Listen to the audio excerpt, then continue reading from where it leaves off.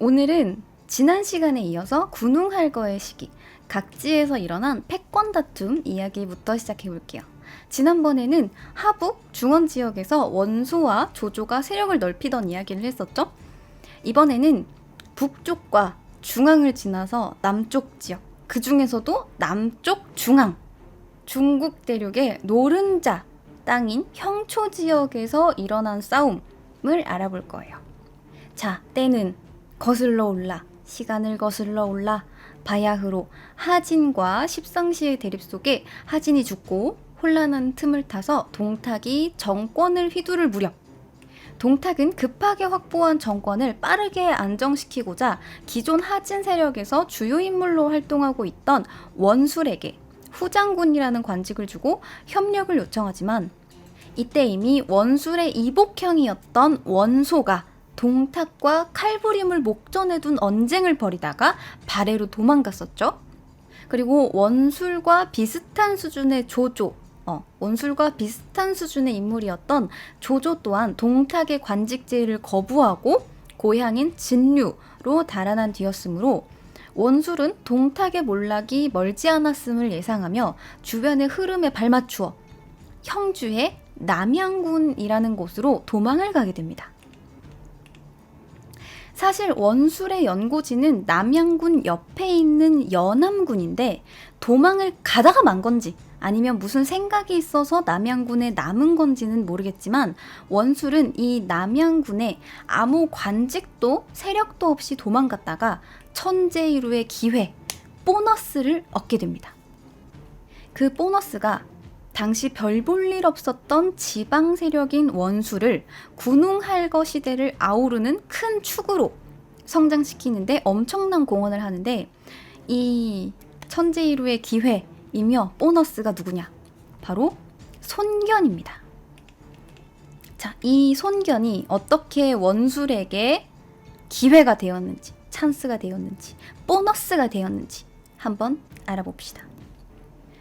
원술이 동탁의 관직제를 거부하고 남양으로 도망간 지 얼마 되지 않아 각지에서 반동탁의 목소리가 높아지고 뒤이어 반동탁 연합군이 일어나게 됐는데 이때 손견 또한 군사를 일으켜 동탁 토벌전에 합류하게 됩니다. 손견은 당시 형주 장사군에서 일어난 도적대를 토벌한 공으로 장사태수 자리에 있었는데 이 동탁 토벌을 위해서 중앙으로 진군을 하면서 평소 사이가 좋지 않았던 형주자사 왕예라는 사람을 죽입니다. 손견은 태생이 무관인지라 말을 험하게 하고 상당히 가볍게 하곤 했는데 왕예는 무관이라 언행이 가볍다라는 이유로 평소 손견을 무시해왔다고 합니다. 여러 문헌에서 손견이 말을 가볍게 하고 쉽게 행동하는 것에 대해 다루고 있는 것으로 보아 왕예가 가만히 있는 멀쩡한 손견을 괜히 그냥 무시하고 흉본 건 아니었던 것 같아요. 근데 손견이 날 무시하길래 죽였어요 라면서 이 왕예를 죽인 거예요. 거의 나한테 옷걸이를 집어던지길래 죽였어요 랑 약간 비슷해요. 무시했다고 죽였어. 어이없는 살인이죠. 근데 이 형주가 엄청 큰 땅이었는데 그 땅을 다스리는 자사가 죽어버렸기 때문에 형주는 곳곳에서 호족 세력들이 난립했고 이를 통제하기 위해서 동탁 정권에서 황족이자 이름 있는 군벌이었던 유표를 왕예의 후임 형주자사로 임명합니다. 유표는 이때 손견이 전임자사를 죽임으로 인해서 생긴 혼란을 수습하느라 정말 개고생을 해야 됐거든요. 그래서 이 일 때문에 손견을 상당히 탐탁치 않게 생각하게 됩니다. 어찌되었건 손견은 왕예를 죽인 뒤 계속해서 반동탁, 우유, 빛깔, 반동탁 이러면서 반동탁을 열심히 외치면서 중앙으로 진군했는데 형주의 가장 북단에 위치한 남양군, 그러니까 좀 전에 원술이 도망간 땅인 그 남양군에 도착하게 됩니다.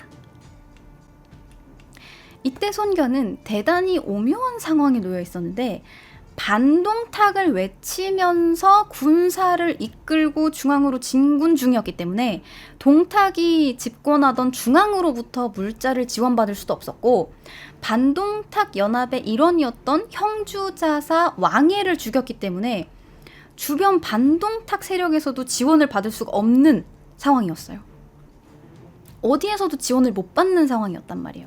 잘 생각해보면 당시 수만의 무리를 이끌고 진군하던 손견이 이렇게 앞뒤 없이 행동한다는 것 자체가 군사를 이끄는 리더로서 얼마나 대책이 없는 사람이었는가를 보여주는 단편적인 예입니다.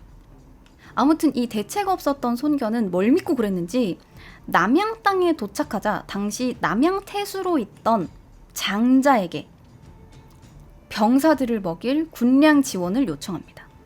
근데 상식적으로 남양 태수 입장에서는 손견의 행적을 보아하니 거의 뭐 이런 또라이가 다 있어 라는 생각이 들만하죠. 자꾸 사람을 죽이고 오니까. 그래서 당연히 군량을 지원해주지 않습니다. 이에 손견은 남양 태수를 불러내서 평소 군소품과 도로를 제대로 갖추지 않아 의병을 지체하게 하여 적을 토벌하는 것을 방해했다라는 이유로 죽여버립니다. 또 죽였어요. 심지어 이번에 죽인 장자 또한 반동탁 연합군의 일원이었습니다. 자, 이제는 손견이 동탁을 치러 가는 건지 가는 길마다 그냥 공무원을 죽이러 가는 건지 알 수가 없어졌습니다. 거의 뭐 이제 공무원 살인마가 됐어요. 손견은 이제 더 이상 오고 갈 데가 없습니다. 근거지였던 장사는 이미 너무 멀고 반동탁 연합군이라고 군사를 일으키긴 했는데 주변에 미움을 받고 뭐 어떻게 할 수가 없어요. 그래서 고민하던 손견은 결국 당시 남양 땅에서 가장 유망한 세력인 원술에게 남양을 바치고 그 밑으로 들어가기로 합니다. 원술은 당시 별 세력은 없었는데 이복형이었던 원소가 반동탁 토벌군의 맹주였기 때문에 토벌군의 목록에 이름이 올라가 있었고, 하진 집권 당시 떨치던 유명세가 있었기 때문에 나름 세간에서는 주목할 만한 발언력이 있는 인물이었어요. 따라서 당시 갈 곳 없는 손견이 선택할 수 있는 최선의 선택지가 원술이었던 거죠. 원술은 그냥 남양으로 도망와가지고 원술 입장에서는 그냥 동탁이 이제 망할 것 같다. 우리 이복형도 도망갔고 조조도 도망갔고 유명한 인물들은 다 도망갔으니까 이제 뭐 금방 망하겠다 라는 생각으로 그냥 남양에 와가지고 집구석에 이렇게 누워 있었는데 갑자기 또라이 한 명이 나타나더니 남양 퇴수하실래요? 하더니 지휘권을 넘겨줬어요. 개꿀이잖아. 넙죽 받아먹어요. 손견이 죽인 왕애 때문에 정신이 없었던 신임 형주자사 유표는 안 그래도 다른 것 때문에 바쁜데 남양이라도 원술 네가 알아서 처리해줘 라는 심정으로, 또 원술이 혼란 속에 난립한 주변 호족을 흡수해서 자신한테 반하는 세력이 될까 염려하는 심정으로 남양 태수의 자리에 원술을 추천하고 함께 반동탁 연합에 참가하는 등 원술에게 호의적인 태도를 보입니다. 원술의 야욕은 물론 남양태수로 멈출 정도가 아니었지만 일단 원술은 남양태수의 자리에 오르게 됩니다. 물론 유표도 무조건적으로 원술한테 호의적인 건 아니었어요. 원술의 세력이 지나치게 커지는 걸 막기 위해서 원소랑 같이 연합해서 원술을 견제하는 등 각 군벌 간의 눈치 싸움이 아주 살벌하게 진행되고 있는 시기입니다. 근데 뭐 눈치 싸움은 눈치 싸움이고 일단 원술은 불로소득으로 남양을 먹었습니다. 이게 다 손견이 오면서 난장판을 쳐놓고 왔기 때문에 가능한 일이었죠. 원술한테 손견은 정말 하늘에서 그냥 뚝 떨어진 보너스 같은 사람이었던 거죠. 아무튼 세력과 근거지, 관직과 쓸만한 장수 손견까지 얻게 된 원술은 대대적으로 동탁토벌전에 참여하게 되는데, 아시다시피 동탁토벌전에서 원술의 부하장수 손견은 전무후무한 승리를 거둡니다. 근데 이 와중에 원술은 손견이 너무 공을 세우면 혼자 잘 나갈까봐 두려워서 군량 보급을 끊고 손견이 낙양에 입성하면서 찾은 그 우물에서 찾은 그 옥새를 뺏고자 부하장수의 아내를 인질로 잡는 등 거의 그나물의 그 밥입니다. 그나물의 그 밥이라고 그나물 손견과 그 밥 원술이 만나서 아주 난리 부르스를 춥니다. 개판 5분 전이에요. 근데 어쨌든 난리 부르스를 추건 말건 반동탁 연합군에서 이들이 공을 세운 건 세운 거니까. 손견도 전무후무한 공을 세웠고 손견의 상관이었던 원술도 대외적인 입지가 당연히 올라갔겠죠. 자, 원술의 대외적인 입지가 커지고 세력이 점점 상승하자 형주자사 유표는 심기가 불편합니다. 애당초 원술의 세력이 너무 커지는 것을 막고 관리하에 두기 위해서 형주자사의 부하직급이었던 남양태수를 주고 어느 정도 견제의 편의를 위해서 약간 좀 호의적인 척 했던 건데 생각했던 것보다 동탁토벌전에서 원술이 너무 커져버렸어. 그러니까 이 세력이 너무 위협적이 돼버린 거예요. 자, 그러자 유표는 이 더 이상 커져만 가는 원술을 방관할 수만은 없게 됩니다. 그래서 기주를 확보한 원소와 손을 잡게 됩니다. 원소는 원술의 이복형이라 그러지 않았나요? 왜 둘이 형제가 싸우고 그래요? 둘이 이복형제이기 때문이에요. 또 둘이 이제 쌓인 이야기가 많은데 둘은 약간 대외적으로만 조금 원씨 가문이니까 좀 친해 보인다 정도였지 이복형이었고 배다른 동생이라고 상당히 싫어했어요. 거기에는 이것저것 가족사가 엮여있긴 한데 어쨌든 이 형제 사이가 그닥 좋진 않았어요. 내부적인 갈등이 있었습니다. 자, 그래서 원소랑 유표는 손을 잡아요. 자, 그러자 원술은 유표를 칠 겸 이의제이라고 원소를 미워하던 세력인 공손찬과 손을 잡게 됩니다. 이렇게 대형 군벌 넷이 연합 싸움을 벌이기 시작해요. 원소랑 유표 대 원술과 공손찬의 싸움이 시작된 거예요. 자, 이쯤 191년 무렵 원소와 공손찬의 전투가 계속되었고 공손찬은 연이은 패배에 고전하고 있었습니다. 비교적 소강 상태였던 원술과 유표의 싸움은 193년 크게 한번 터지는데 그 전투가 바로 양양전투입니다. 손견은 양양전투에 앞서 원소가 보낸 견제 세력인 주왕, 주흔, 주호 형제의 예주 침공을 막아내고 공손찬의 종제, 공손월을 죽였으며 유표의 장수 황조를 격퇴시키고 유표의 최후 거점이었던 양양까지 밀어붙이는 공을 세우게 됩니다. 정말 엄청난 공을 세운 거예요. 지금 자, 진짜 원술 입장에서 보면 손견은 정말 제 발로 걸어 들어온 복덩이나 다름없어요. 그냥 자기가 알아서 무슨 막 땅을 갖다 바치더니 자기 혼자 막 싸워갖고 다 이겨. 인간 흉기야.